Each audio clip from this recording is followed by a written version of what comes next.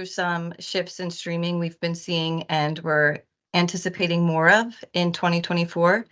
And there's three key things we're going to talk about. The fact that streaming TV bundles are on the rise, ad-supported OTT is the norm, and despite increased activity, advertiser investments are still lagging viewership.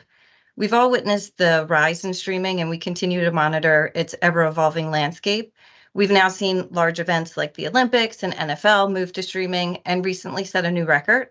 The Dolphins-Chiefs playoff game that aired on January 13th on Peacock set a record for the most watched event on a streaming service. NBC said the game, which was streamed exclusively on Peacock, drew an average of 23 million viewers and reached about 27.6 million viewers in total. Now, the Dolphins-Chiefs game was the first playoff game that aired exclusively on a streaming service, so obviously that's part of the reason it was setting records. But as streaming becomes a natural fit for high-profile programming like the NFL, we expect to see more record-breaking programming in the future. And this chart's from Nielsen's monthly release of The Gauge. And while the chart itself is focused on December 2023 data, it's relatively reflective of what we saw for the full year. So when we looked at the average across all 12 months, linear, which here includes cable and broadcast, accounted for roughly 53% and streaming 36%. And we continue to see more streaming services broken out to the right as they gain traction. But so far, we've seen Prime Video and Peacock experience the most year-over-year gains in terms of time spent. We also saw some breakouts this year with Roku Channel, Paramount Plus, and Tubi, who didn't make the cut last year when we reviewed this chart. So as we see more streaming services gain popularity, we've been keeping a pulse on streaming stacking, which you might recall if you were able to join our presentation last year. But this specific chart is looking at the average number of subscription video on demand services owned per paying subscriber. So you'll notice the dark blue has increased significantly, and this represents people like me who own 3 or more services. And the average SVOD subscriber is anticipated to have nearly six subscriptions by 2027. But as the title asked, how many providers is too many? So as you may have heard in our consumer trends presentation, people live in the world of ends where they want to trade down and splurge selectively. And with people reevaluating their subscriptions to see what they want to keep and what they could stand to let go of, this is leading to a lot of bundling and tiering that we're going to dive deeper into in the next few slides. So bundling certainly isn't a new idea, but we're seeing it more often and we're seeing more companies get involved.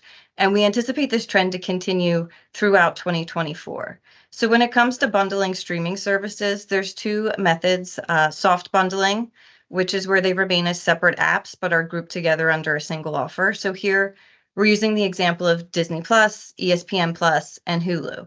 You can purchase the bundle, but you still access the content of each one through an individual app. Then there's also hard bundling, which combines everything into a single interface. And we have a couple examples here, but think of Max, where somebody like me can go into one app and watch all the 90 Day Fiancé programming or other Discovery Plus programming I want. But then I also have access to the HBO content, all available within one app. But we're also seeing these cross-category bundles that go beyond streaming services, and they include aggregators, telcos, cable, retail, much more. So some of the newer bundles that have been announced or recently proposed are listed here, but they include Instacart Plus and Peacock, Paramount Plus and Apple TV Plus, who have tried to combine in an effort to combat the amount of churn each one has been facing. And then finally, Verizon is expected to offer a $10 ad-supported bundle that includes Netflix and Max. And these are just a few examples. There's plenty more, but the idea is creating value for the consumer and trying to stay off their cut list. But like I mentioned earlier, bundling isn't a new trend. It's simply a growing trend. And according to Civic Science, nearly 4 in 10 adults currently are using a streaming bundle or would be interested in signing up for one. And you'll hear a lot of people compare the current streaming landscape to what we used to know with cable. And in fact, when cable cutting was a looming threat, many of the cable companies, as you might remember, all started offering the skinny bundles, which is a similar idea of trying to create value and personalization. And in a world where we keep hearing how important personalization is, bundling is a perfect fit to allow consumers to create their own bundles that best suit their needs. And while bundling is a trend we expect to see more of, the other side of this is the switch to ad-supported tiers. Antenna monitors the big streaming providers, and they report on the demographics and all sorts of information. But one thing they've been keeping an eye on is consumers opting for ad-supported tiers. So this chart's looking at SVOD subscriptions trending from 2019. And you'll notice the dark blue, which represents ad-supported, has been increasing slightly the last few years, so that now a quarter of subscriptions are ad-supported. An eMarketer predicts that this could rise to be roughly a third within a year. And then going a bit deeper into the anticipated growth of OTT, users are expected to increase 6% overall through 2027, but most of this growth is going to be coming from that ad-supported side, with ad-supported video on demand, or AVOD, projected to grow 19%, and FAST, which is the free ad-supported television, is expected to increase 14%. And according to eMarketer, AVOD viewership recently overtook pay TV viewership, and they believe that this is just the beginning. This year, they estimate the total AVOD audience, that's the FAST part and the ad-supported SVOD, combined will exceed 180 million. They also predict by 2027, AVOD will lead pay TV by more than 100 million viewers.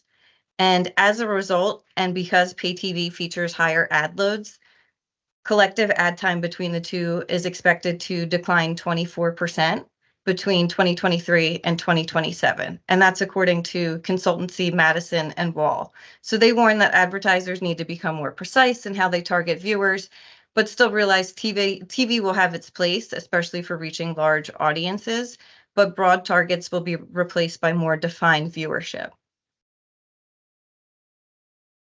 And in a world of ends, we're seeing consumers embrace ads because they want all the programming they can get, but they don't want to have to pay for it. So it's trying to understand how many subscriptions I can have and which ones can I afford to fit some ads into and which ones do I really want to pay for that, the ad-free experience.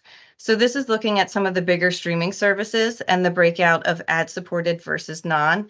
And this is as of October 2023. You'll notice Peacock has the largest share of ad-supported subscribers, but Hulu actually has the highest number of viewers. And this is just because Hulu is so big.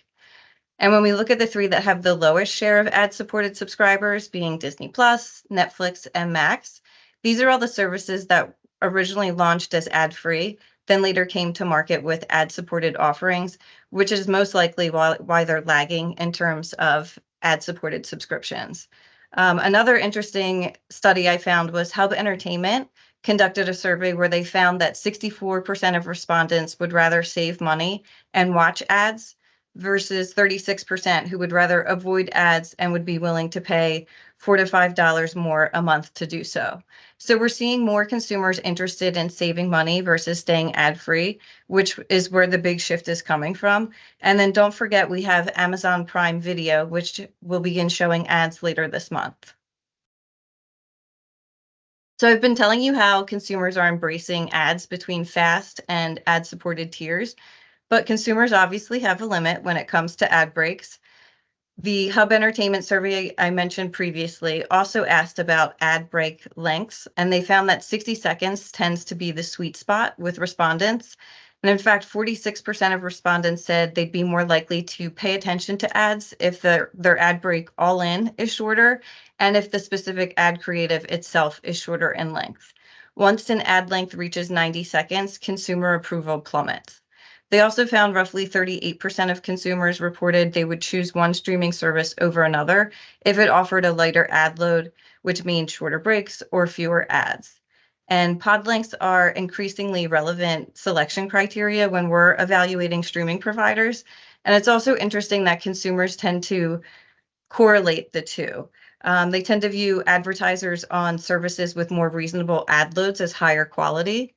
And the Hub Entertainment survey found that Discovery+, Disney+, Max, and Netflix received the highest correlations between a better ad experience and the perception of a higher quality advertiser, as well as consumers paying attention to ad breaks. So while consumers are willing to switch to or sign up for ad-supported streaming services, they expect ad breaks to be fewer and shorter. And Freewheel just released similar findings from their viewer experience lab earlier this month. And they found that ad breaks of 2 minutes or under can improve brand impact and ad experience. So obviously, we all understand the importance of streaming, but even though streaming represents 55% of video time spent, it only accounts for 27% of video ad revenue, which is illustrated in the chart on the left. And while advertisers see the value in streaming video, the dollars haven't shifted to align with the viewing habits. And traditional TV still accounts for nearly 3/4 of video ad revenue. The chart to the right is looking at OTT video advertising and FAST. I simply added them together for a complete look at AVOD, but you'll notice the year-over-year growth is minimal, with less than 10% growth anticipated beginning in 2025. So although streaming took off during the pandemic and it has normalized, it's here to stay, obviously, but the ad dollars just haven't caught up yet, especially after the success that has been seen with original programming and then the high profile events like the playoff games. It's important to keep this in mind when we're evaluating and deciding our own video mix. And then to summarize everything we just went through, because I realize I threw a lot of numbers out there, the three main takeaways are to be mindful of the number of streaming partners you utilize for a plan. Keep in mind that most consumers max out around 5 services in their own subscription stack. It's imperative to choose providers that best deliver on your strategic priorities, whatever that might be. Commercial pod length obviously matters. Consumers are less likely to focus and hear your message in a cluttered pod. They also correlate brand quality with their own perceptions around each streaming service based on ad pods. As consumers further embrace OTT ads, it's important to understand the impact of pod length on viewer attention and their receptiveness. Ultimately, it's another factor we consider when evaluating streaming partners. And then finally, as we saw streaming ad spend lagging viewership, we make sure we are evaluating and optimizing streaming TV investment and provider mix on a regular basis. I'll now pass things over to Jamie, who's going to take us through the